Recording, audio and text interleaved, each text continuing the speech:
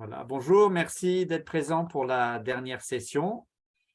Donc, c'est la dernière occasion qu'on a de se connaître. On a fait un peu enfin, on se rencontrera probablement dans le futur, enfin, en tout cas on l'espère, mais sinon, c'est notre dernière activité brise-glace et donc qui porte sur l'histoire des prénoms. Si vous voyez tous mon écran. Cette activité brise-glace, cette fois-ci, il faut parler de l'histoire de son prénom. Chaque collègue ou participant raconte en moins d'une minute, il n'y a pas de temps de limite, une histoire en rapport avec son prénom ou le choix de son prénom. Donc, si je commence, moi, c'est très simple, c'est pas très intéressant. Mon père aimait Jean, ma mère aimait Hugues, ils ont fait un prénom composé. C'est aussi simple que ça. Je suis désolé, c'est pas une super histoire. Voilà. Qui veut, on commence par qui?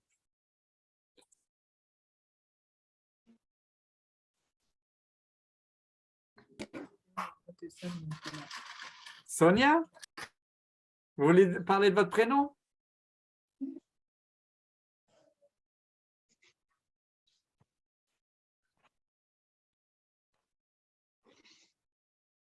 Bonjour Willy Serge.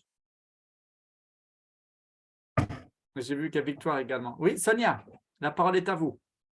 L'histoire de mon prénom, de Sonia particulièrement, c'est... Bon, ma mère voyait souvent une série télévisée là qu'on appelait Top Model. Voilà. Donc, c'est de là qu'elle a tiré le nom Sonia. Ah, parce que...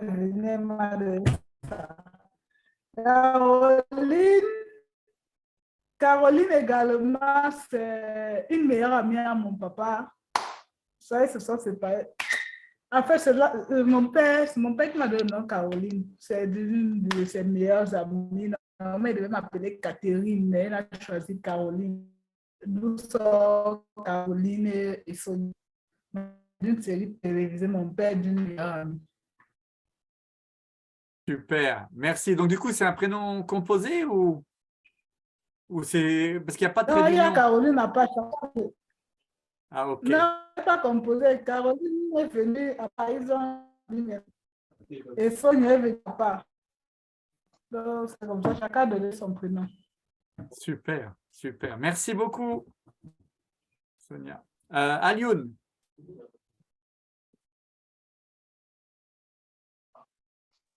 L'histoire de... On fait... Willy Serge, on fait l'histoire des prénoms. Ok. Moi, mon prénom, c'est mon papa qui s'appelait Alioune. Donc, je suis né après son décès. Et on m'a donné son prénom. Donc, c'est pourquoi on m'appelle Alioune. Mais aussi, c'est un nom qui est arabe et musulman. Donc, voilà. Mais c'est plus par rapport à mon papa, quoi. Il est décédé avant ma naissance. Et quand je suis né, on m'a donné son prénom. Voilà. Désolé. Oui. Non, Merci. c'est la vie. Merci, merci. Ouais. Bertrand Devigny?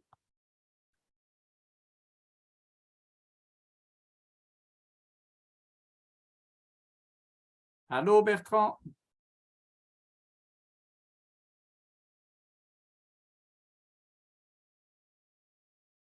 Ok. Willy Serge, vous voulez parler de votre prénom? Attends, je viens. En fait, j'ai un autre prénom que peut-être je n'ai pas mis sur mon profil, qui est Adweni. Oui? Et vous savez, chez nous, nos mamans, lorsque elles accouchent, le fort est le verre de carité. Et quand le soleil frappe, et le verre de carité qui frappe sur le corps, vous voyez qu'il y a de l'éclat. Donc, en signification, ce nom veut dire le soleil qui adore la pommade. Wow. C'est un beau prénom. C'est un beau prénom. Merci. Merci, Willy Serge. Excusez-moi, Bertrand. Oui, bonsoir à tout le monde. Bonsoir. Oui, en ce qui me concerne, c'est Bertrand Devigny. c'est un prénom que je porte de la part d'un oncle, le petit frère de mon papa, qui était comme son premier fils, et il avait promis que dès que mon père allait se marier, lui, il devait repartir. Et en partant, il a laissé, pour ne pas partir totalement, il a dit, bon, cet enfant porte mon prénom. Voilà comment on m'a donné le prénom de Bertrand Lévy. Merci, merci beaucoup, Bertrand. Victoire? Oui. Oh, l'histoire de mon prénom vient du fait que déjà que je suis parmi les derniers enfants, bon, papa et maman doivent estimer que le prochain enfant qui viendra sera une réussite dans tout. C'est la raison pourquoi ils m'ont appelée Victory ou Victoire. Super, merci, c'est une belle histoire, merci. Lamine?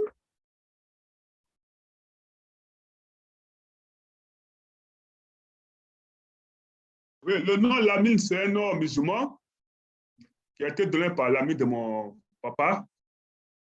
À ma naissance, l'ami de mon papa était présent. Et comme lui, son papa, l'ami de mon papa s'appelait aussi Lamine, il a préféré donner le nom de son papa à l'enfant de son ami. Donc, voilà comment mon nom a été donné. Super, merci, merci Lamine. Merci. Yacouba, Monsieur Koulibaly.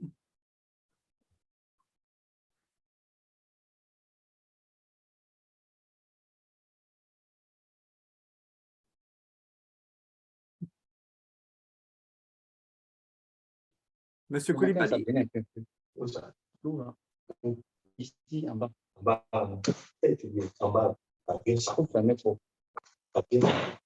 Monsieur Ouattara, vous voulez y aller? Oui, oui. Allez-y. Nous, comme ça, le prénom Madou, ça a été donné par mon père directement. Tu sais, nous, à la naissance, directement, eux, ils essayent de chercher la date de naissance et le nom qui correspond à cette date. Donc, c'est à partir de ça que le nom, qu'il y avait au moins quelques noms qui étaient collectés, qui étaient là. Bon, lui, son choix est porté sur le nom Mohamedou. Je vais dire, comme on le connaît déjà, qui va toujours comme c'était un musulman. Donc, le créateur de l'islam, le prophète Mohammed. Donc, lui, il a expliqué le nom Mamadou, comme il était musulman. Super, merci beaucoup. Merci beaucoup. Monsieur Koulibaly, Yacouba. Oui, allô? Oui.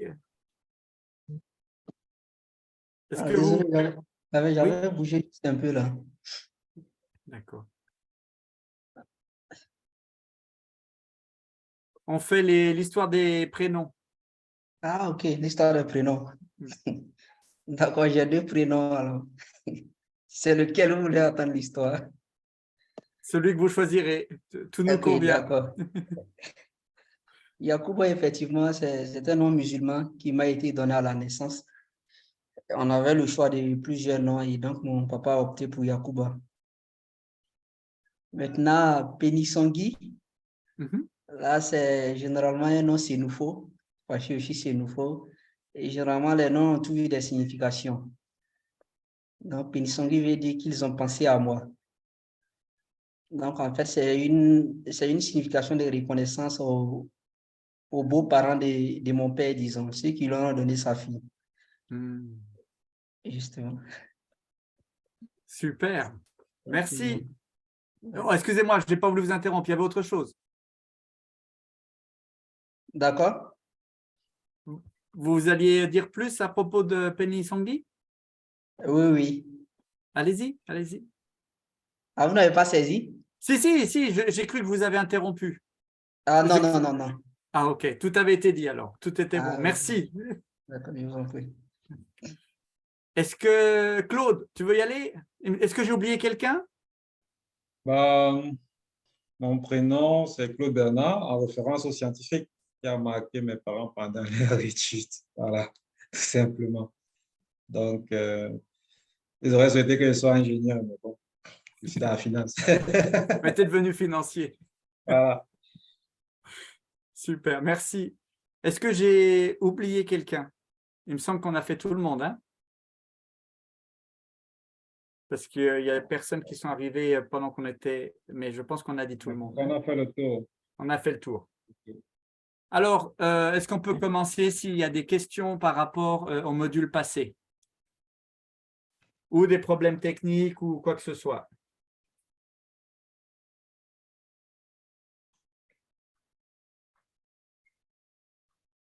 Question une fois. Question deux fois. Question trois fois. On avance. Du coup, on va d'abord faire… cette session sera probablement un peu plus courte que les précédentes, sauf s'il y a des questions, s'il y a des choses que vous voudrez poser. On est là pour ça. Mais sinon, on va faire la correction des deux exercices et puis après, Claude fera une petite synthèse de ce qu'il y avait à retenir sur l'ensemble de la formation. Donc, est-ce qu'on aurait quelqu'un qui aimerait, du groupe 1, qui aimerait présenter son travail?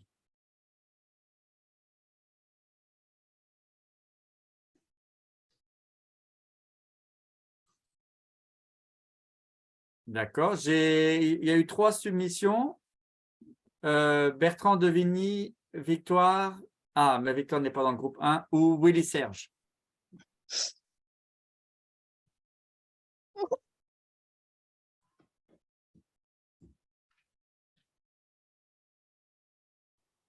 OK. Willy Serge, vous voulez présenter votre travail?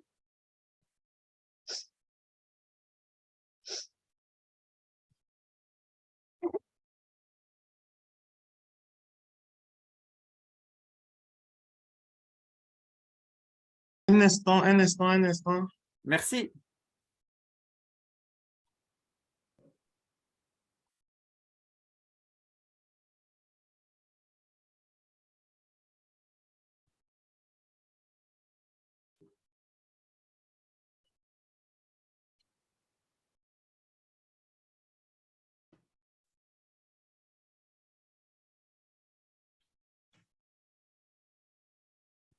Pendant que vous vous préparez, je vais lire l'énoncé.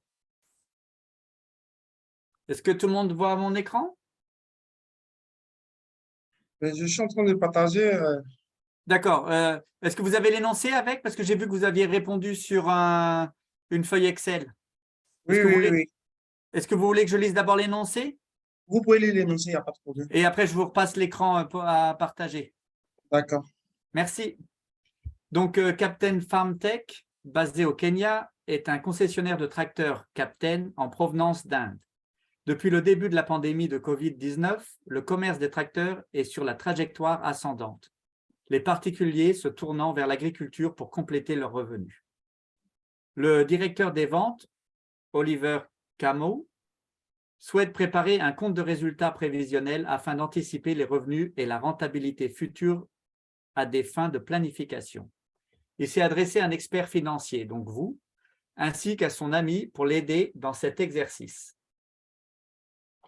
Il vous a fourni des informations suivantes pour faciliter l'exercice de prévision.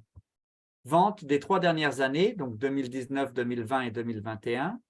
En 2019, il a vendu 9 tracteurs. En 2020, il a vendu 15 tracteurs. Et en 2021, il a vendu 18 tracteurs. Les tracteurs sont vendus au détail pour 100 000… excusez-moi, je ne suis pas sûr c'est quoi l'unité. La monnaie, je ne suis pas sûr. Donc, pour 100 000, on va dire dollars. Et son bénéfice brut par tracteur est de 10%. Cette situation ne devrait pas beaucoup changer en 2022. Il y avait un tableau des frais administratifs. Voilà. Willy Serge, je vais vous redonner la main. J'ai arrêté de partager. OK.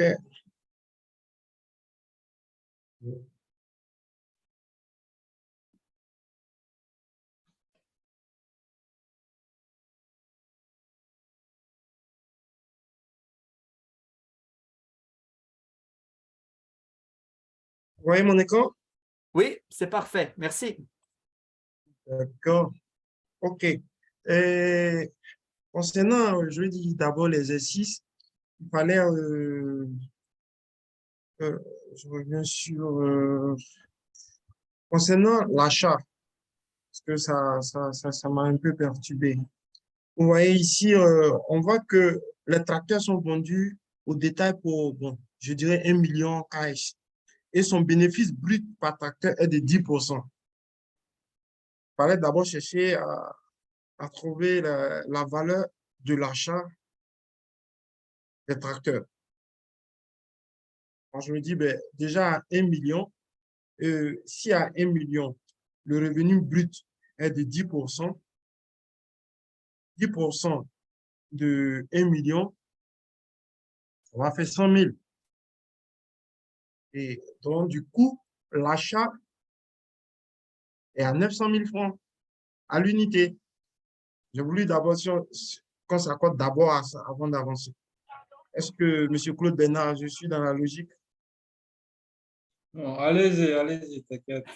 Oui, allez-y, allez-y. Non, mais en fait, il fallait d'abord comprendre ça d'abord avant d'avancer. Allez-y. D'accord. OK, donc, je suis revenu au détail.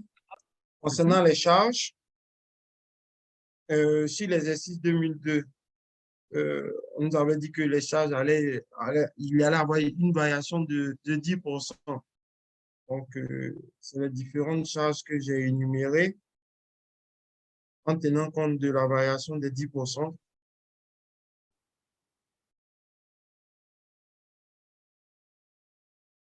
Je me suis retrouvé en charge 1566.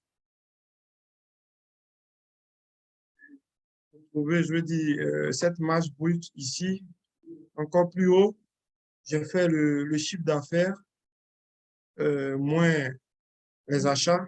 Vous trouvez la marge brute ici. Et vous trouvez la valeur ajoutée. Je vais faire la marge brute sur l'ensemble des charges externes. J'ai trouvé cette valeur. Il fallait aussi déduire le salaire. Allô, Aline? Trouver l'EBE. Aussi, d'accord, je les vous vois pas. Est-ce que intérêts. vous pouvez réessayer de… Les intérêts sur les financements qui sont des charges financières. Et à la suite, j'ai trouvé mon résultat qui est de 1 797 855.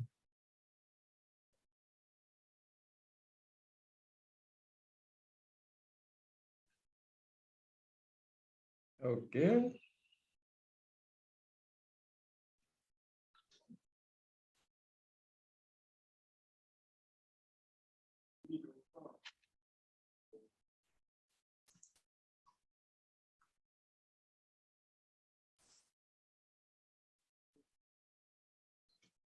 Est-ce que tu peux m'expliquer le 21,6 que je vois à côté là? Non, c'est les années. Il y a eu 2020, 2021 et puis 2022. D'accord. Est-ce qu'il y a quelqu'un qui souhaite réagir face à la présentation que vient de faire Willy Serge? Quelqu'un? Oui, Victoire. Victoire. Moi, j'ai procédé autrement. Hein. Comme on a parlé des prévisions. D'accord. Willy Serge, Victoire, partage aussi ton écran voir. Oui, c'est si tu peux arrêter le partage. D'accord.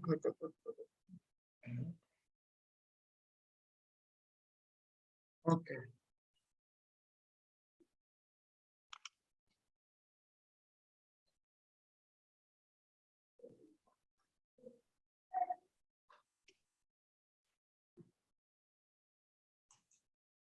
C'est le module 4, séquence 2, je pense. Si je ne me trompe pas. Oui, vas-y, oui, c'est ça. C'est exactement ça. Oui. Moi, je suis passée par les prévisions et lorsqu'on dit prévision, nous allons passer par soit une droite de régression par la méthode des points extrêmes, des moindres carrés ou bien, ça dépend. moi, j'ai préféré, comme la série statistique n'est pas aussi vaste que ça, j'ai préféré passer par les points extrêmes pour avoir nos prévisions de 2022. Déjà que nous avons déjà les ventes de 2020 et de 2021. Donc, c'était facile d'avoir celle de 2022. Et pour cela, j'ai un peu résumé dans le tableau que vous voyez. Comme je ne pouvais pas prendre les années 2020-2021, j'ai préféré prendre 2020 comme la première année, 2021 comme l'année 2. Et les ventes, j'ai mis les ventes. Là, je passe par la méthode des points extrêmes. Comme point extrême ici, nous avons 1 et 15. 1 qui représente les années et 15 qui représente les ventes. En 2021, nous avons 18 tracteurs vendus et c'est la deuxième année. Donc, mon deuxième point extrême, c'est 2 et 18. Donc, j'ai dans ma droite affine qui est égale à Y égale à AX plus B. Là, j'aurai deux équations.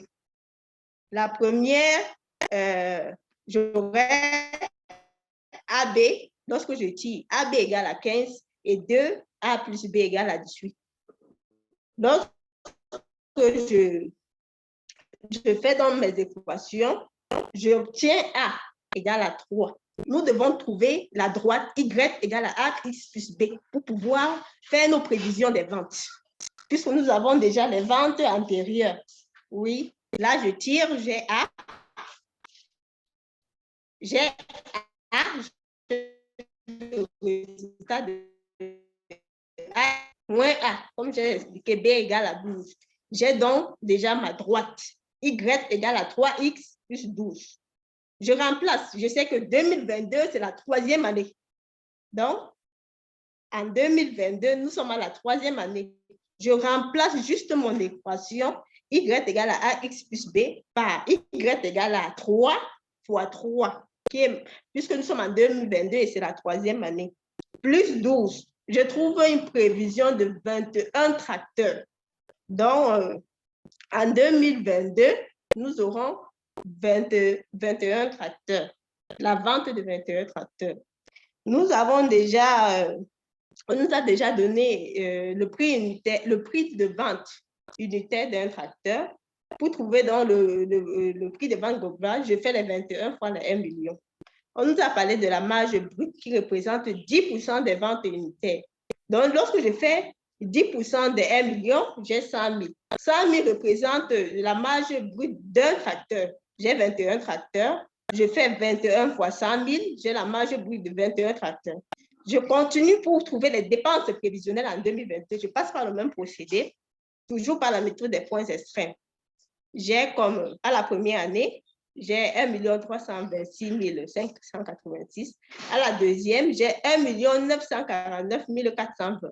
Je passe toujours par ma droite d'équation Y égale à AX plus B.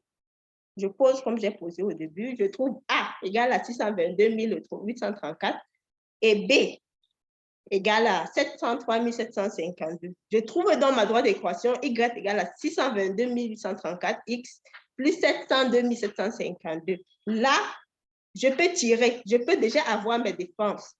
Pour avoir dans les dépenses, je vais faire Y égale à 622 834. Comme l'année 2022 est notre troisième année, je fais x3 plus 703 752. Donc, mes dépenses prévisionnelles de 2022, c'est 2 572 254. Bon, je suis un peu allée un peu plus loin pour ma curiosité, pour voir si le pourcentage que le directeur a estimé était ça. J'ai calculé, je vois qu'il avait prévu un bond de 20% sur les ventes. Mais lorsqu'après mes calculs, il a plutôt 16,66% sur les ventes et il a prévu 10% sur les dépenses. Après les calculs, il a 31,94%. C'est comme ça que j'ai compris cela. OK. Merci. Bertrand, Devigny, est-ce que tu crois, est-ce que tu peux partager ta... Là, j'ai rempli.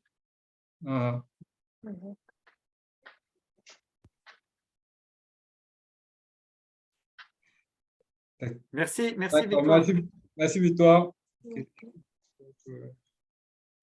Si tu peux arrêter le partage.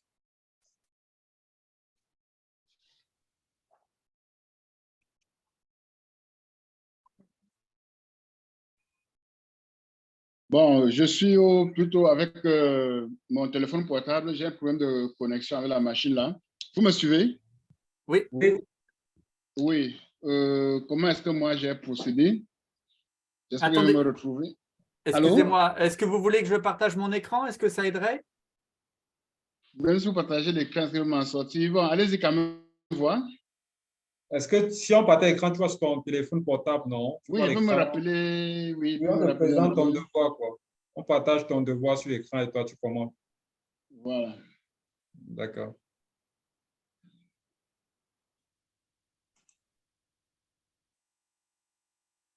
Tu vois, c'est bon? Bon, j'essaie d'agrandir là. Oui, oui. Voilà. Bon. Qu'est-ce que j'ai dit là? Bon, je suis parti, comme vient d'expliquer Victoire, là, hein, c'est une traîne là. Donc, en 2021, il est à 18 tracteurs. On a dit qu'il achète à 1 million. Donc, ça fait 18 millions par là. Et ici, il souhaiterait avoir, il a dit 20%. Ça veut dire qu'il prend ses prévisions à partir du chiffre d'affaires actuel. Pour dire que j'aurai 20% en 2022. Le calcul dans les 20%, ça me donne 3 600 que j'ajoute. Donc, il fera un chiffre d'affaires de 21 600 000 en 2022 pour avoir les 20%. C'est comme ça que je prends les choses. Et pour avoir le chiffre d'affaires de 18 millions, il y a une dépense de 1 949 420. Nous sommes là en 2021. Bon, il estime qu'en 2022, les mêmes dépenses vont s'augmenter aussi probablement de 10%. Et quand j'ai pris tout ça en gros, ça fait 2 144 362. Voilà les dépenses de 2022. Or, je pars donc à partir d'ici, 21 600 000, je divise par 1 million pour avoir cela. Si c'est à 1 million, il doit avoir 21,6. Comme il n'y a pas de demi-tracteur, 21,6, donc il doit vendre 22 tracteurs pour estimer être dans ces 20%. C'est pour ça que vous avez vu le nombre de tracteurs, c'est 22. C'est en principe, c'est 21,6 dans mes calculs. Et quand ça donne 22, nous évoluons là et on constate que on a déjà la marge brute qui est de 20%, qui doit donner 3 600 000. On fait dans la différence pour voir combien vont coûter les 22 tracteurs. Les 22 tracteurs vont coûter 18 400 000. Et à partir de là, maintenant, on part aussi sur le même raisonnement. On trouve les dépenses prévues. Les dépenses dont il s'attendait, c'est 2 144 000. Quand on fait donc une différence, on a un bénéfice de 1 455 000. Voilà comment j'ai raisonné. D'accord, merci Bertrand. Merci. Tu veux faire le résumé, Claude, ou j'y vais? Vas-y, je vais peut-être renchérir. Vas-y. Vas-y. Alors, j'y vais. Alors, attendez. Est-ce que vous voyez tous mon écran? Normalement, c'est bon, hein? Alors, il y avait la vente qui était en 2021, la vente était de 18 tracteurs. Donc, il fallait multiplier par 20% pour une augmentation de charge. Donc, j'ai multiplié ici 18 tracteurs par 1,20, donc 20% d'augmentation. Et vous obtenez 21, quelque chose, 21,5 ou… Donc ça, c'est une erreur déjà à ne pas commettre, parce que vous ne pouvez pas vendre un demi-tracteur, donc il faut arrondir au chiffre supérieur. Donc dans ce cas-là, 22. Une fois que vous avez vos 22 tracteurs, vous multipliez par 1 million. Et donc là, le total des ventes, c'était 22 millions. Donc total des revenus pour 2022, prévisionnel, est de 22 millions. Après, il y a le coût. Il dit qu'en fait, le coût du tracteur, c'est 90% des ventes. D'accord? Donc, en fait, il a dit qu'il se faisait un bénéfice de 10%. Il n'a pas dit que le coût du tracteur était de 90%, mais il a dit qu'il se faisait un bénéfice de 10% par tracteur. Donc, 100% moins 10%, ça fait 90% du coût. Donc, fois les 22, ça fait 19 800 en coût. Et donc, la marge brute, c'est les 22 millions moins les 19 800, ce qui fait 2 200 000.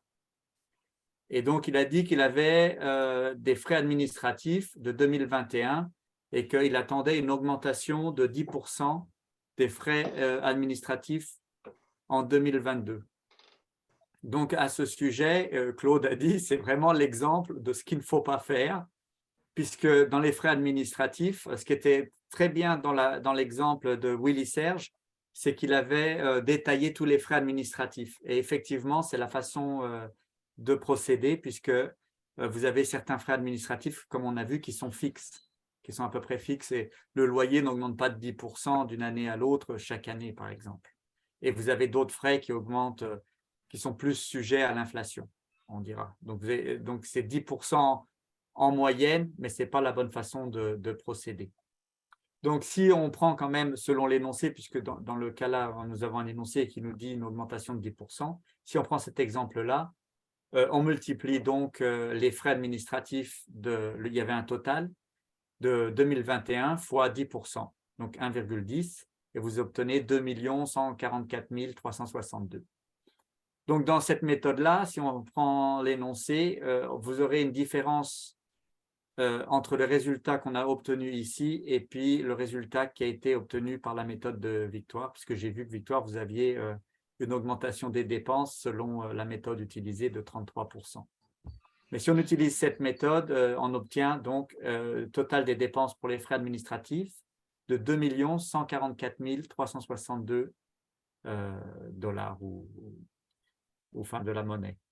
Et puis, oui, je m'excuse, elle a été bien prononcée, cette monnaie, mais je n'ai pas retenu le nom. Je m'excuse. Et donc, le résultat, le bénéfice, qui est donc les 2 200 moins les 2 144 362, le bénéfice net sera de 55 638. Voilà. Claude, tu veux ajouter quelque chose? Pardon? Non, il dit j'ai fait, mais c'est le mode de calcul qu'il n'a pas fait apparaître là. Non, il y a tout le même résultat. Vous avez trouvé le même résultat, voilà. Nous, le mode de calcul, on l'a mis dans les parenthèses, là. Hein, oui, chacun. Voilà.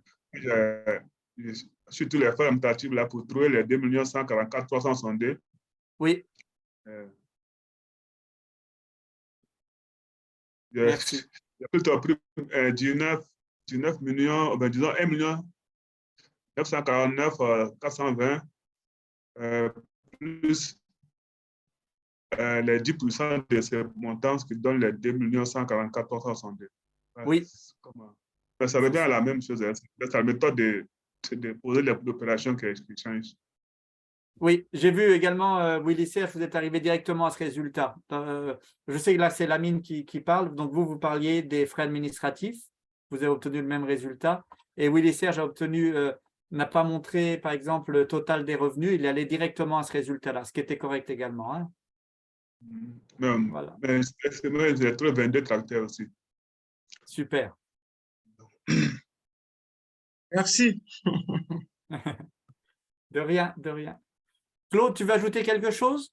Ah bon, sinon, comme je l'ai dit, c'est ce qu'on fait d'habitude et qu'il ne faut pas souvent faire, surtout au niveau des charges. Vous voyez que les charges du personnel ne vont jamais évoluer de 10% d'une année à une autre. Le loyer, c'est pas forcément lié au niveau d'activité. Votre bailleur peut décider d'augmenter son loyer du jour au lendemain, par exemple, sans chercher à savoir si votre niveau d'activité évolue ou pas. Donc, ce qu'il y avait à retenir, c'était aussi le fait de quelquefois commencer par estimer les quantités et s'assurer d'avoir un chiffre rond, parce que quelquefois on tombe dans ce piège du 21,6 là que Bertrand a évoqué. On se met à vendre des demi-articles. Du coup, il y a aussi ce qu'on voulait faire ressortir, c'est surtout le détail du processus de prévision. Et vous voyez bien qu'il y a eu 3 approches, on va dire, voire 4 même. Attends, juste parce qu'on a dit que ça a évolué de 20%. Donc, cette approche, après, c'est très fonction de comment celui qui sera en face va interpréter ce qu'on lui a donné comme information. Et là, ça peut aller par... Il y a plusieurs approches. L'histoire est venu avec une autre approche très mathématique. Voilà, alors qu'on avait une approche, nous, plutôt simpliste.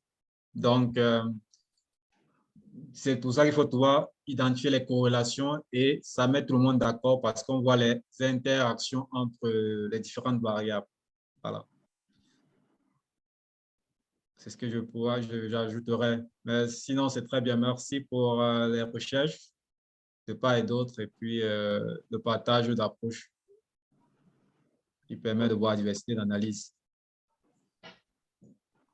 Super, merci, merci. Est-ce qu'il y a des questions par rapport à cet exercice avant qu'on bouge vers le deuxième exercice?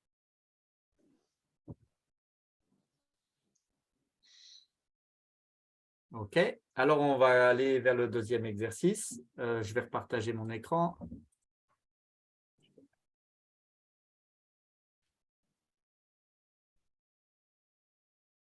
Voilà, tac. Alors, il y avait le groupe 2, enfin, on avait séparé en groupes. Il y a Bertrand Devigny, Guy Bertrand, Victoire et Willy Serge également qui ont répondu à ces questions. Est-ce que quelqu'un veut présenter parmi les 4 noms? Ou si vous avez à apporter, vous n'avez pas soumis, mais que vous avez déjà les résultats, est-ce que quelqu'un voudrait présenter ces résultats?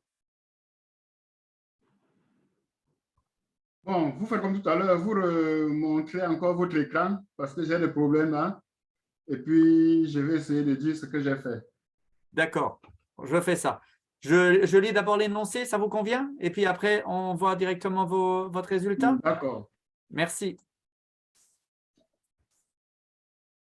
Alors, je lis l'énoncé. Lors de la réunion des producteurs de légumes, une brève allocution par le directeur national de Cord Aid International de Sierra Leone. En tant qu'organisation, nous sommes engagés dans la croissance du secteur agricole avec un accent particulier sur les légumes. Notre organisation a trouvé 5 millions de dollars pour les producteurs de légumes en Sierra Leone. Chaque agriculteur aura accès à une subvention de 20 000 dollars sur présentation d'un plan d'affaires simple. 250 cultivateurs de légumes bénéficieront de cette subvention. Pour la sélection, nos experts se concentreront sur votre bilan prévisionnel sur 3 ans. Veuillez nous envoyer votre bilan prévisionnel dans les 2 prochaines semaines. Nous l'évaluerons afin de déterminer si vous pouvez bénéficier de la subvention. Merci. Madame Georgina Abata était présente à la réunion. Elle était heureuse de la promesse d'une subvention de 20 000 dollars, mais triste car elle ne comprend pas la signification du bilan prévisionnel et pourquoi il est nécessaire. Donc, en tant qu'expert financier, donc il s'agit de vous, elle vous a consulté pour connaître la signification du bilan prévisionnel, les ingrédients du bilan prévisionnel et pourquoi Cord Aid International en aurait besoin. Alors, j'arrête la présentation et je partage votre travail, Bertrand. Est-ce que vous voulez que j'agrandisse ou… Non, ça va. Alors, attendez, je ne sais pas où c'est parti. Voilà, c'est parti là. OK, nous avions compris à ce niveau qu'il est question de définir et d'expliquer ce que c'est que le bilan prévisionnel à Madame Georgina. Donc, nous avions dit un bilan prévisionnel est un bilan normal. Il n'y a rien d'étrange. À la seule différence que nous nous projetons dans le futur, d'où le nom prévisionnel. Or, le bilan est une photographie de notre structure à une période donnée. C'est donc simplement de dire comment nous pensons, ou du moins comment nous imaginons notre structure sur les 3 prochaines années.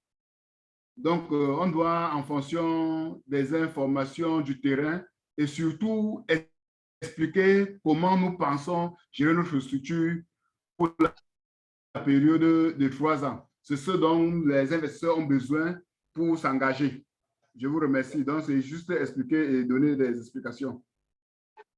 Merci, merci beaucoup.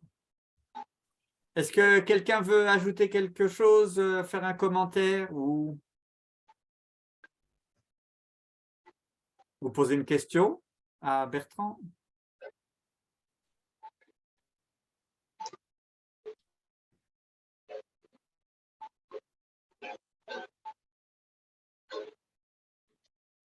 OK, s'il n'y a personne, alors merci Bertrand pour votre travail, c'est assez complet. Ah oui, Victoire? Je veux partager mon écran. Si Oui, c'est bien possible, sûr. Oui, bien sûr. pour montrer ce qu'on a fait. Oui, oui, oui, bien sûr. Allez-y.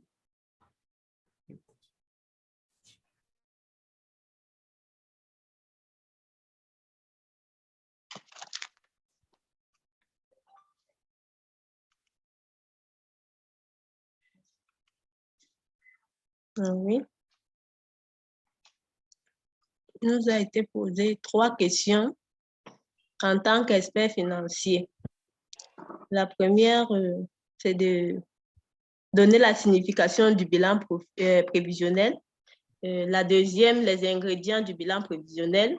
Et la troisième question, pourquoi Kodaï International en a besoin? En tant qu'expert, nous avons dit que le bilan prévisionnel est celui qui permet, à partir du bilan comptable, d'anticiper l'état de vos dépenses dans les prochaines années. Ça peut être 2, 3 ou 5 ans plus tard. Que ce bilan prévisionnel était également appelé bilan prévisionnel comptable. Pour répondre à la deuxième question sur les ingrédients du bilan prévisionnel, nous avons dit que le bilan prévisionnel a 2 parties. L'actif et le passif. L'actif qui est constitué des actifs immobilisés, à savoir les immobilisations incorporelles, corporelles, les immobilisations financières. Et il faut ajouter qu'à ces immobilisations viendront être diminuées des amortissements et des provisions. L'amortissement ici, c'est quoi? C'est la constatation annuelle de la perte de la valeur d'un bien immobilier, d'une immobilisation due soit à son usure ou à l'obsolescence. Après, nous avons vu qu'il y avait aussi l'actif circulant, à savoir les stocks de matières premières, les stocks des produits en cours et finis, stocks de marchandises, les créances clients et autres créances, les valeurs mobilières de placement, les disponibilités dont les avoirs en banque et les charges constatées d'avance. Donc, à l'heure dans le bilan, nous ne mettons pas les valeurs brutes. Nous allons les considérer à leur valeur nette. Pour cela, ils seront diminués des provisions. Les provisions, c'est quoi? C'est les pertes probables que l'entreprise peut avoir. Il peut arriver que nous avons des clients douteux. Un peu comme ça. Après, nous avons listé la deuxième partie de notre bilan prévisionnel, le passif. On a dit qu'il était constitué des capitaux propres, à savoir le capital social, les réserves, qui sont les bénéfices non distribuables au résultat de l'exercice, et des dettes, à savoir les emprunts, les comptes courants, les dettes fournisseurs, les organismes sociaux, la TVA à payer, la TVA à collecter, l'impôt sur les sociétés et les autres dettes. Pour répondre donc à la troisième question, nous avons dit que Kodaï a besoin du bilan prévisionnel parce que nous avons donné 3 raisons.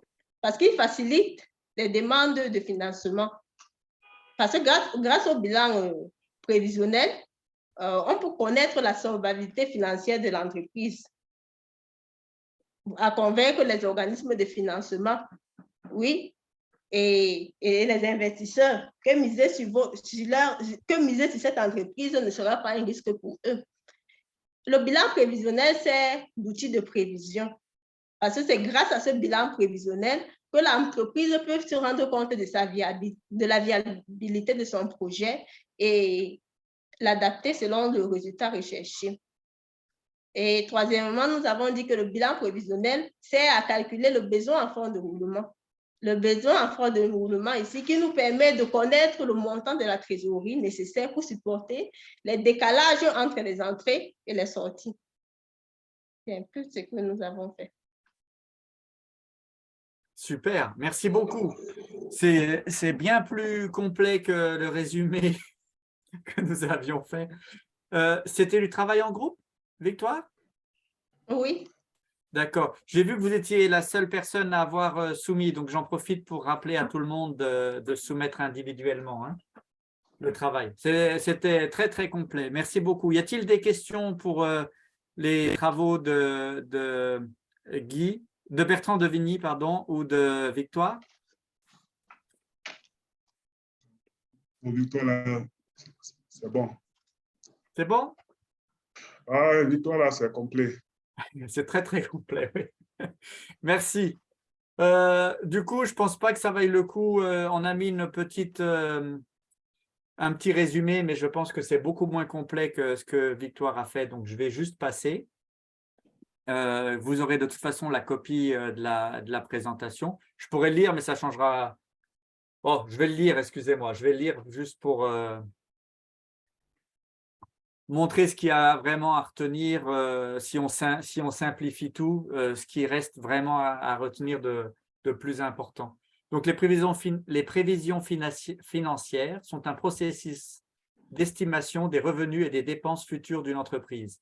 Le bilan prévisionnel est basé sur des estimations futures des actifs et des passifs. Donc, nous, c'est tout ce qu'on a mis. Victoire a fait un bien meilleur travail.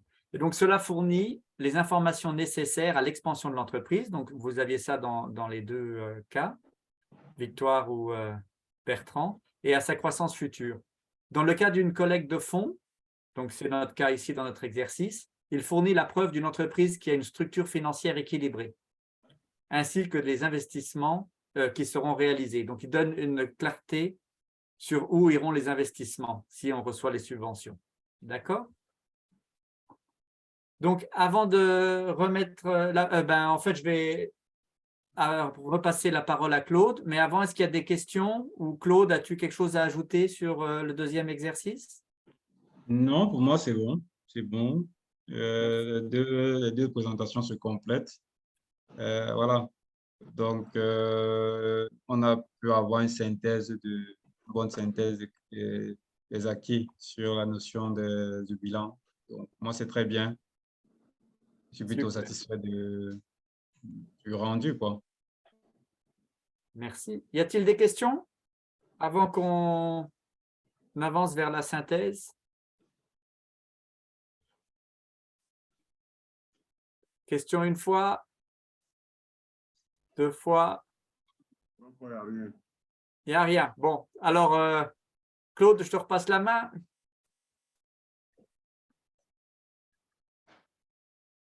OK.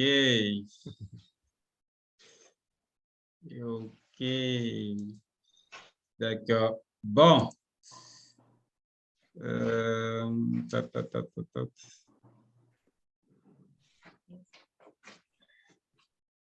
Bon, les amis, je commence d'abord par vous annoncer que je vous ai réservé une surprise que j'espère vous fera plaisir basée sur la précédente session. Qui imagine ce que c'est? Qui a une idée de ce que c'est? Une fois. Qui a une idée de ce que c'est? Deux fois. Mais c'est rapide, hein?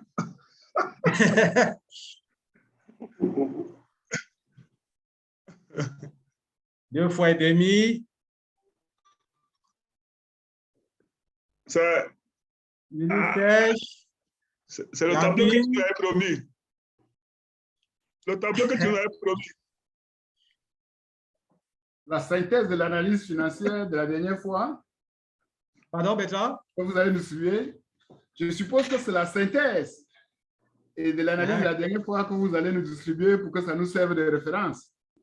D'accord. Et Lamine? Oui, j'ai dit, voilà, c'est le tableau que vous avez promis la dernière fois pour qu'on puisse se servir de ça, quoi. C'est le cadeau que tu voulais nous donner. Ah, j'avais dit si vous m'avez dit. Mais c'est pas loin. Je vous ai fait un tableau. Voilà. Moi, je dirais, je peux? Oui. Oui. Moi, je dirais un tableau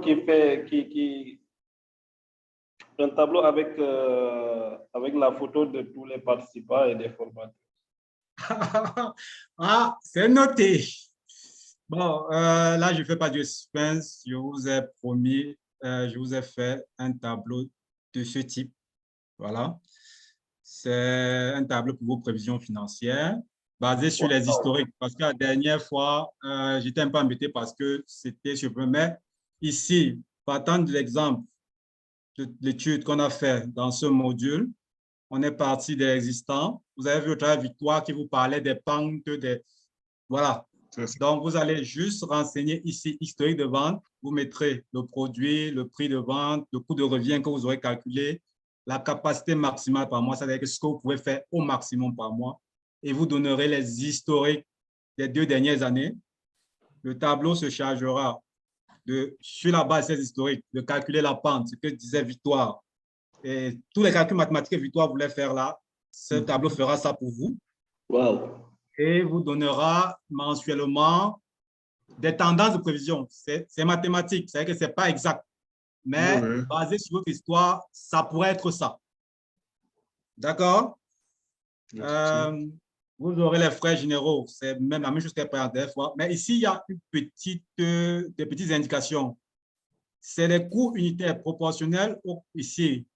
C'est par rapport à l'effectif que vous avez payé ces personnes. Par rapport à l'effectif, vous allez prendre ce que vous aviez dans le compte de résultat de l'année dernière, vous diviserez par le nombre de personnes pour voir le coût par personne.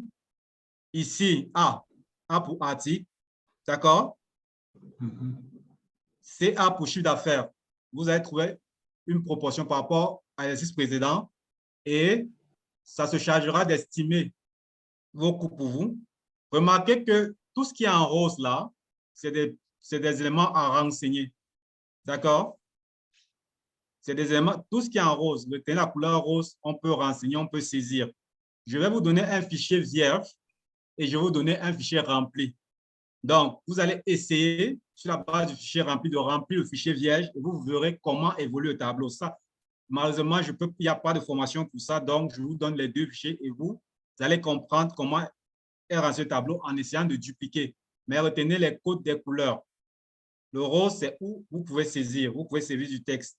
Et blanc, vous ne touchez pas, ce sont des formules. Donc, de toute façon, on a protégé. Donc, quand vous allez saisir sur du blanc, ça va vous renvoyer un message d'erreur. D'accord? Le personnel, c'est la même logique. Là, vous pouvez décider de la date. On peut changer là, on va le prendre en mars. Voilà. Le personnel administratif, ce sera la même logique. Vous avez défini un peu les critères de salaire que vous aurez dans votre entreprise.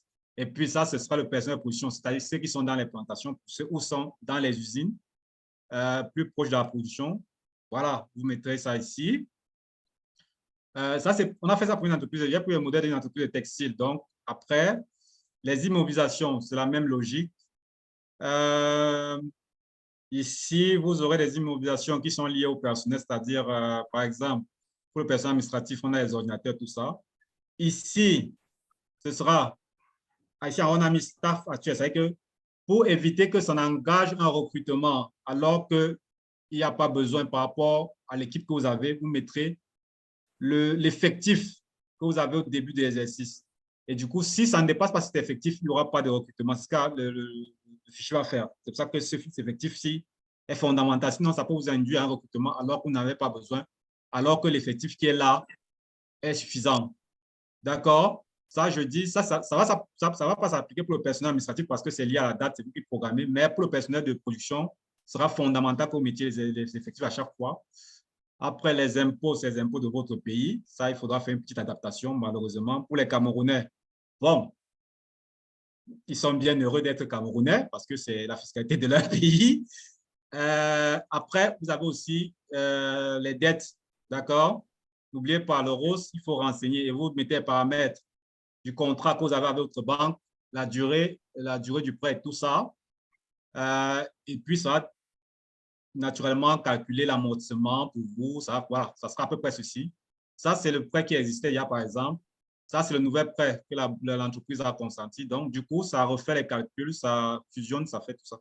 Donc, après là, il y aura deux choses. Il y aura, vous avez verticalement, vous avez le compte de résultat, vous avez la synthèse annuelle, c'est-à-dire ce que vous avez présenté comme prévision, et puis vous avez les prévisions mensuelles de l'autre côté. Donc, vous pouvez suivre l'évolution de vos charges mensuellement. Après, vous avez le bilan. Ça, c'est le bilan qui est équilibré. Si vous voulez, vous allez voir. On prend là, ici, comme ça. On remonte là, c'est la même chose, c'est équilibré. Et puis, vous avez les incidences, les postes du bilan mensuel aussi. Donc, je vais vous remettre les deux fichiers dont vous prendrez soin de remplir. Le rose, c'est l'existant au début de l'exercice, comme d'habitude, que j'ai renseigné. Après, le compte de résultat, c'est l'existant, puisqu'on va faire prévision pour 2022 et 2023. Donc, 2020 et 2021, normalement, on devrait les avoir, on peut les renseigner. Ça va se calculer. Tableau de flux de trésorerie, ça, c'est ce qui doit exister, on renseigne. Ça se calcule basé sur les éléments que vous avez introduits. Bilan, même chose. Donc, voilà mon cadeau pour cette section. Voilà, malheureusement, je n'ai pas eu le temps de beaucoup documenter, donc c'est pour ça que je vous renverrai les deux fichiers à la fin. Voilà. Et puis ici, vous avez un sommaire qui fait une synthèse. Vous pouvez rapidement faire, s'il vous faut commenter rapidement. Après, vous avez un graphe là qui vous présente des choses de manière sommaire. Si on vous demande quelles seraient vos prévisions de résultats nets, je suis en synthèse, ça vous donne ce qu'on appelle les indicateurs KPI naturellement prévisionnels. Après, vous pouvez comparer à ce que vous aurez réalisé en fin d'année. C'est à vous de voir. Voilà. Donc, ça, c'est mon petit cadeau pour vous, basé sur la demande. Merci. Oula. Merci. Merci. Grand merci. Pour moi, c'est un peu un petit cadeau. C'est bien costaud. Mo. Un gros Merci. cadeau. Est-ce qu'on dit chez nous, on dit mo. D'accord.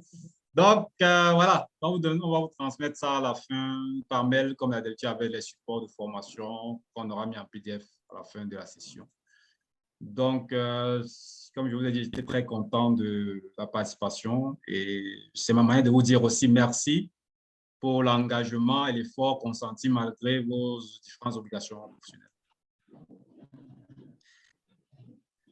Revenant à nos moutons, sur la présentation, c'est comme vous savez, c'est la dernière session synchrone. Donc, il faudrait qu'est-ce qu'on devrait partir avec? Déjà, c'est l'équation comptable qui est le socle de la comptabilité, c'est-à-dire total passif plus les capitaux propres ou les fonds propres égal à total actif. Ça doit toujours être équilibré. C'est sur ce socle que s'appuient les écritures comptables qui s'équilibrent à partir d'où, c'est sur ce socle que s'appuie l'équilibre du bilan. Donc, c'est la base même de la comptabilité. D'accord? Ça, c'est ce qu'il y a à retenir là. Et j'espère que tout le monde gardera ça bien à l'esprit à chaque fois qu'il parlera de comptabilité. Nous avons naturellement vu dans le module 2 que sur un exercice comptable qui est d'habitude aligné à l'année civile, il y a un ensemble de transactions qui se fait sur la base des pièces justificatives, donc tout au long de l'année, sur la base des pièces justificatives que vous aurez reçues, vous serez appelé à passer des écritures dans un journal comptable qui peut être numérique si vous avez un logiciel ou papier s'il s'agit d'un cahier, c'est-à-dire même juste le registre, le cahier de recettes et dépenses, c'est déjà un journal. Ça trace les écritures comptables de manière chronologique, les dépenses, les transactions économiques que vous avez réalisées de manière chronologique. Nous avons retenu que dans un journal, pour la version numérique le plus souvent, débit, il y a, l'écriture se passe en partie d'eau. Une partie, une opération au débit, c'est-à-dire ce qu'on reçoit qui peut être matériel ou immatériel. Ça peut être une dette, c'est-à-dire ou une créance si on utilise le poste client, ou un bien matériel, c'est une acquisition d'un actif immobilisé. Ça a toujours une contrepartie qui est le crédit, qui peut être matériel ou immatériel, c'est-à-dire une sortie de liquidité si c'est un paiement, une reconnaissance de dette, un paiement d'une créance, c'est-à-dire un abandon d'obligation, Voilà, c'est pour ça qu'on dit matériel ou immatériel. Un apport des actionnaires qui peut être matériel ou immatériel. Après tous ces éléments, il y a toute cette synthèse va se loger dans ce qu'on appelle un grand livre qui est un document qui regroupe tous les classes comptables et tire les soldes. À partir de ces soldes, on peut établir la balance pendant l'inventaire. Donc, à la fin d'une période, ça dépend de vous. Pour certaines entreprises, elles vont arrêter leur balance tous les 3 mois, d'autres vont faire une fois tous les 12 mois. Maintenant, ce qui est recommandé en fonction du volume d'activité, si vous avez beaucoup d'activités, vous pouvez même le faire mois par mois. C'est à vous de définir la façon dont vous arrêtez vos balances et vous faites vos inventaires. Idéalement, si vous le faites tous les mois, ça vous permet de voir tous les erreurs et de les corriger rapidement et vous serez plus réactif quand il faudra établir le bilan, le compte de résultats et le tableau de flux de trésorerie qui représente les états financiers. Donc, parlant des états financiers, on a vu le bilan. Le bilan, on a dit, ça donne la situation patrimoniale de l'entreprise, ce qu'elle doit, ce qu'elle possède. Et voilà. Et à côté du bilan, on a le tableau de flux de trésorerie qui va disséquer, expliquer comment s'est construite la trésorerie de l'entreprise qui apparaît au bilan en fin d'année. Et à côté du tableau de flux de trésorerie, on a dit aussi que le tableau de flux de trésorerie ne retrace que les transactions monétaires, c'est-à-dire les mouvements d'argent, et ne tient pas compte des ventes à crédit, par exemple. Donc, elle explique vraiment comment s'est construite la trésorerie active, c'est-à-dire que ce qu'on a en caisse, ce qu'on a en liquide, caisse banque et autres moyens de paiement à court terme. Et à côté, on a le compte de résultat qui, lui, va donner une explication de comment s'est construit le résultat, comment il s'est composé, quel était le chiffre d'affaires, quelle était la part des charges variables, entre autres matières premières, matières d'œuvre, intrants agricoles, tout ce que vous voulez. Après, il va aussi donner la structure des salaires, comment le chiffre d'affaires qu'on avait au départ a été consommé par les différents parties prenantes, c'est-à-dire l'État, quelle est la partie d'impôt qu'on a donné, les salariés, quelle est la partie de salaire qu'on a payé, les actionnaires si on a payé des dividendes, des revenus de capital mobilier si on a fait des placements financiers. C'est ce que le bilan, le compte de résultat va nous rappeler. Et le compte de résultat, lui, ne va pas s'intéresser au mode de paiement. Il va regrouper tous les produits indépendamment de leur mode de paiement pour nous sortir un résultat. Ce qui fait que là, ce qui explique la différence entre le résultat et la trésorerie, dû au fait que le bilan, lui, va prendre en compte les ventes, par exemple, à crédit, que le compte de résultat va prendre, par exemple, les ventes à crédit que le tableau de trésorerie ne prendra pas en compte. Donc, on a bien insisté de faire une différence entre le bénéfice net et la trésorerie qui sont deux notions différentes. Il ne faut pas confondre. Il y a un exercice qu'on a abordé dans ce sens où des actionnaires se discutaient par rapport à la nécessité de prélever de l'argent dû au chiffre d'affaires qu'ils ont réalisé. On a bien compris que réaliser un chiffre d'affaires n'était pas suffisant pour prélever un certain montant si on n'a pas la situation exacte de la trésorerie qui est donnée pour le tableau de flux de trésorerie. Donc, après, on a vu l'analyse financière. Ça, on a choisi d'illustrer avec la synthèse du travail qu'on a fait ensemble. On a vu comment calculer le fonds de roulement. On a vu le besoin en fonds de roulement. On a vu la trésorerie nette, comment l'État a déterminé. On a vu le ratio de couverture des capitaux investis. On a abordé le ratio de liquidité. Vous vous rappelez qu'on a dit que ces ratios, bien qu'on les connaisse, il ne faut pas les analyser de façon isolée. Il faut les croiser pour en sortir les contrastes et pouvoir prendre des décisions. Vous vous rappelez bien de la fameuse histoire du stock dans cette entreprise qu'on réillustre ici. On a vu le ratio de l'économie financière, comment l'interpréter. On a vu le ratio de solvabilité générale qui va parler d'une entreprise en situation de liquidation. Est-ce qu'ils vont pouvoir payer leurs engagements à court terme? Et puis, on a dit, en fonction des interlocuteurs que vous avez, il y a une approche pour faire de l'analyse financière. Ça, c'est fondamental. Tous les interlocuteurs, tous les gens à qui sont adressés les états financiers sont intéressés par votre maîtrise du risque.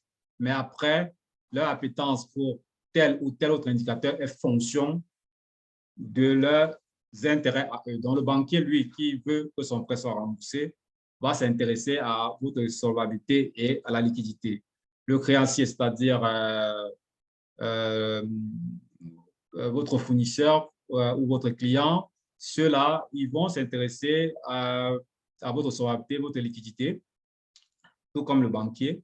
Les actionnaires, eux, ils vont s'intéresser à la rentabilité financière, c'est-à-dire les dividendes que vous pouvez leur procurer en plus du risque.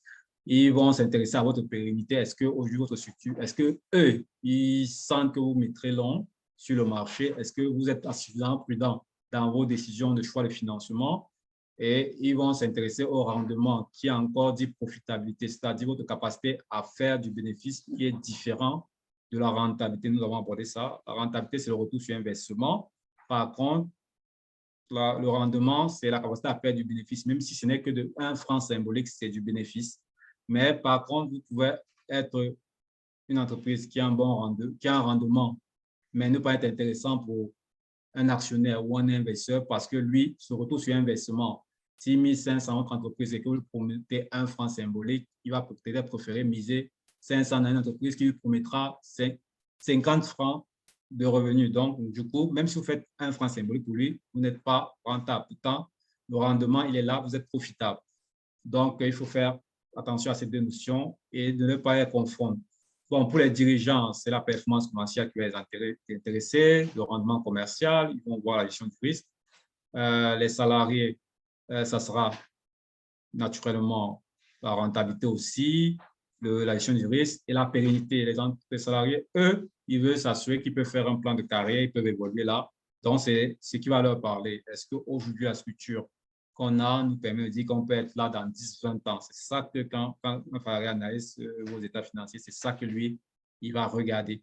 Donc, votre solidité et pour lui, le bilan peut être très intéressant à regarder. Les concurrents, ils vont être intéressés par tous vos indicateurs parce qu'il y a une volonté de faire de benchmark, de s'aligner. Est-ce que vous avez une bonne technologie qui fait que vous minimisez vos coûts? Est-ce que vos délais de paiement sont compétitifs par rapport aux leurs? Quels sont ces éléments? Comment ils peuvent… Donc, vos politiques les intéressent. Donc, du coup, ils seront en train dans une posture de benchmark et ils vont presque regarder tous les indicateurs que vous leur présentez. Les analystes, eux, c'est ceux qui sont sur le marché boursier qui sont aussi consommateurs de tous les indicateurs possibles parce qu'après, vous voyez, le marché boursier fonctionne beaucoup à l'information. Tout peut être regardé, même la gestion de risque. La dernière Coupe du Monde, par exemple, on a vu Coca-Cola avoir une chute sur le marché boursier juste parce qu'il avait été boycotté lors d'une conférence de presse par Cristiano Ronaldo, qui est un joueur avec une forte notoriété. Donc, du coup, le fait qu'il ait dit aux gens de consommer de l'eau au lieu du poisson gazeuse faisait qu'on a pensé, les analystes ont pensé qu'il y aurait une perte de part de marché et du coup, il y a une décote. Donc, du coup, eux, ils regardent tout, même des… voilà, une information qu'on a dite aussi qui était intéressante de se dire qu'on fait de l'analyse financière, on va chercher de l'information non financière pour corroborer ce qu'on nous dit les chiffres. Et c'est toujours des éléments complémentaires. Ça, c'est ce qu'on s'est dit. Après, on a parlé, et c'est ce que nous regroupons aujourd'hui, des prévisions financières. Là, on a bien dit qu'on parle des hypothèses technico-économiques. Par contre, par exemple, notre fichier qu'on a parlé tout à l'heure, on va partir des hypothèses de ce qu'on a pu réaliser déjà et voir ce qu'on pourra réaliser si les choses évoluent dans la même logique. Donc, les hypothèses technico-économiques, toujours. Après, on fait des projections d'activité. On a fait l'historique de nos ventes. Il y a eu des projections en quantité de ce qu'on pense pouvoir réaliser. Et après, on a commencé à faire le compte de résultats, ça vous avez vu, basé sur l'historique toujours, qu'est-ce qui se passe dans notre dernier compte de résultats, quelle était la proportion, quelle est la connexion. On a fait ce genre d'exercice. Puis, on va sortir le tableau de flux de trésorerie qui émane de notre politique de règlement, le plus souvent. Quel délai qu'on accorde à nos fournisseurs, quel délai qu'on accorde les clients nous conseillent, quel délai qu'on accorde à nos clients, quelle est notre politique de distribution de dividendes, est-ce qu'on va distribuer beaucoup, est-ce qu'on va distribuer moins. Ça, c'est ce qu'on va voir avec la trésorerie prévisionnelle. Après, on a le bilan prévisionnel qui a fait l'objet, qui va venir donner une image, une photo de ce que pourrait être l'entreprise si tout se passait tel qu'on a prévu. Après, ce que j'ajouterais avant ces questions, c'est que si on parle de prévision, et ça, il faudrait vraiment que vous l'ayez à l'esprit, ce n'est pas une science exacte. La seule certitude que vous aurez à chaque fois pour faire des prévisions, c'est que tout ce que vous avez prévu ne va pas se réaliser. Soit vous allez faire plus, soit vous allez faire moins. Il faut comprendre, tirer des leçons. Donc, c'est un outil. Mais à chaque fois, c'est une boussole. C'est comme un objectif que vous fixez. vous pouvez le dépasser. Et si vous ne le dépassez pas, vous devez chercher à comprendre le pourquoi. Donc, c'est pour ça que c'est un bon outil de gestion. C'est un bon outil de pilotage parce que si vous faites une campagne agricole, vous avez tout prévu et que ça ne se passe pas comme vous voulez, vous saurez exactement où ça n'a pas marché et vous pouvez faire un plan d'action ou un plan d'amélioration derrière. Et si ça a très bien marché, vous pouvez apprendre aussi de découvrir les leviers sur lesquels vous devez actionner pour continuer à prospérer. Donc, c'est ces phases d'apprentissage-là. Et c'est vraiment ce qu'on vous a appris de la comptabilité, c'est pour que vous en fassiez un outil de pilotage. Donc, voilà un peu la synthèse de ce qu'on s'est dit. Et je profite pour demander s'il y a des questions qui n'ont pas été ou des interrogations qui ont surgi lorsque j'ai parcouru ces différents points qu'on a abordés tout au long de notre formation.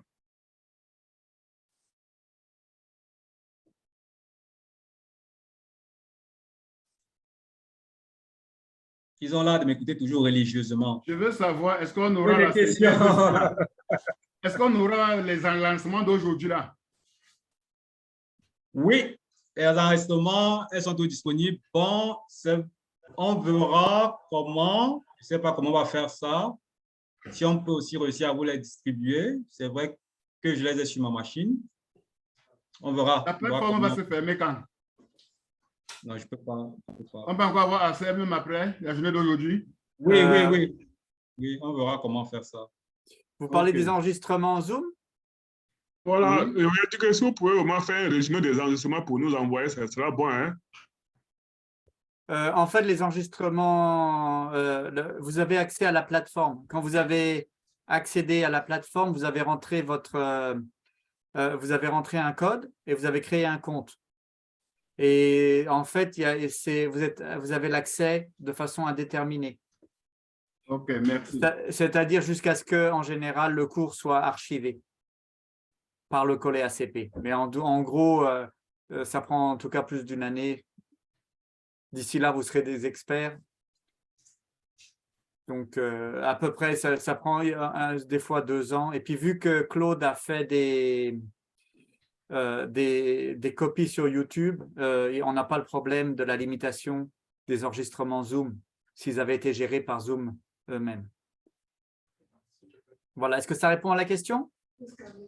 Oui, très bien, merci. Merci. Autre question? Il nous reste 5 minutes là, dans le temps réglementaire. Ce n'est pas une question, mais c'est une remarque. On avait déjà l'habitude d'être ensemble les mardis soirs, les vendredis soirs. Maintenant, c'est fini. On ne sait pas comment on va continuer. La séparation, c'est où?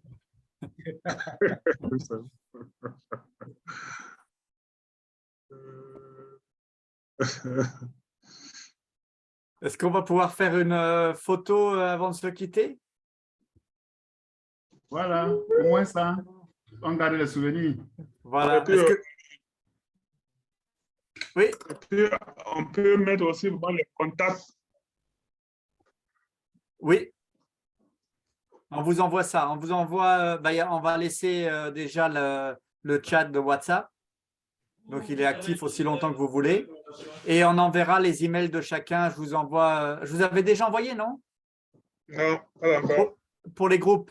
Je n'avais pas envoyé les emails. Je vous envoie une feuille Excel avec les emails de chacun alors. Si ça convient à tout le monde. Est-ce que tout le monde est d'accord? Oui, c'est bon. Alors, on va laisser tout le monde allumer sa caméra. Comme ça, on peut se faire une petite photo de famille avant de se quitter. Oui, c'est important.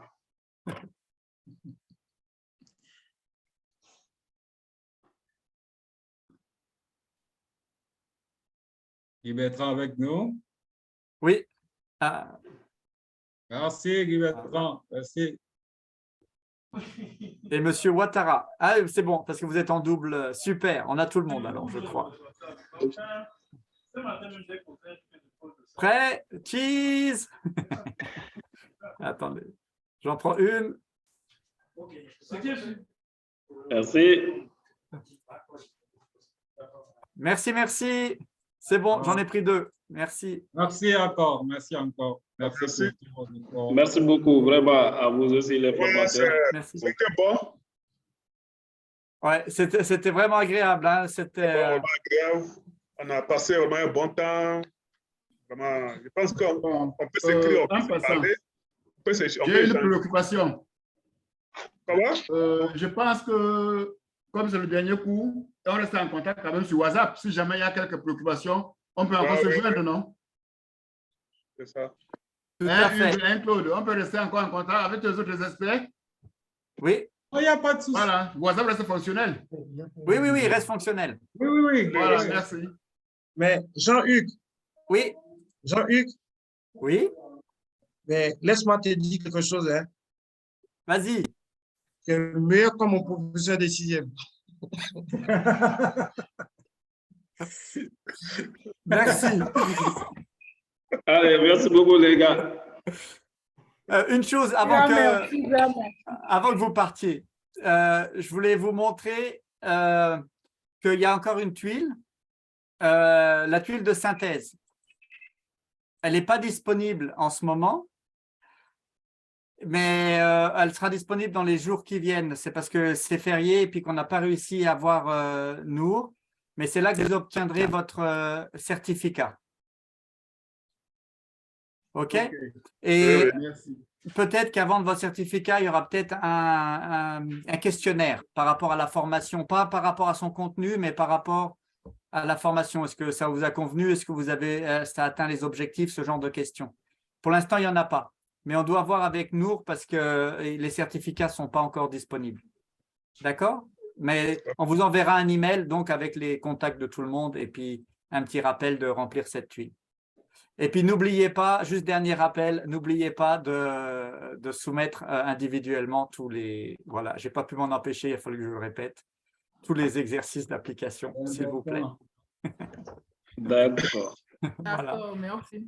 Merci. Vraiment, c'est gentil. Beaucoup. Un dernier rappel, n'oubliez pas souvent d'écrire aussi. OK, bye bye à tout le monde. Au revoir, merci. À la prochaine. Bonne continuation. Hein. Merci à vous également. Au revoir, merci. Merci beaucoup.